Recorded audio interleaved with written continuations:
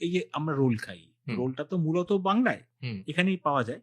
এই রোলের ইতিহাস বলা হলো, রোল কি করে তৈরি হয়েছিল, মাটন রোল কি করে তৈরি হলো, কোন দোকানে প্রথম মাটন রোল বানানো হয়েছিল, এটা বেসিক্যালি বলা হয় যে বাবু কালচার যখন ছিল, মানে যখন ধরুন আমরা অফকোর্স তখন আন্ডার দ্য ব্রিটিশ রেজিম, এবারে কলকাতায় বাঙালি বাবুরা তারা সকালবেলা অফিস ছুটছে, 10টা-5টার ডিউটি, তখন তো আর সাহেবের আন্ডারে, এবার তখন তাদের কি হচ্ছে, সময় অনেক সময় কম পড়তো, তখন তারা যে যাওয়ার পথে চটজলদি রুটি আর মাংস খাবে। এবার রুটি আর মাংস খেতেও তো সময় লাগে।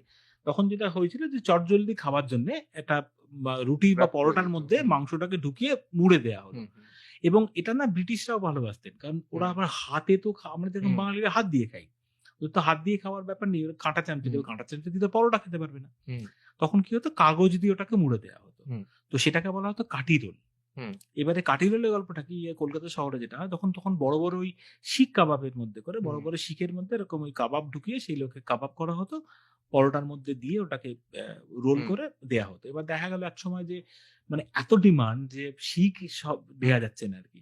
তখন ছোট ছোট বাঁশের এরকম কঞ্চির মধ্যে, যেখান থেকে কাঠি রোল কথাটা এসছে, তার মধ্যে করে ওগুলো এখনো দেখবেন কাঠি কাবাব, কাঠি রোল পাওয়া যায়। তো ওই ছোট ছোট বাঁশের স্টিক পাওয়া যায়, তার মধ্যে করে ওখান থেকে কিন্তু হয়েছে কলকাতা শহরে।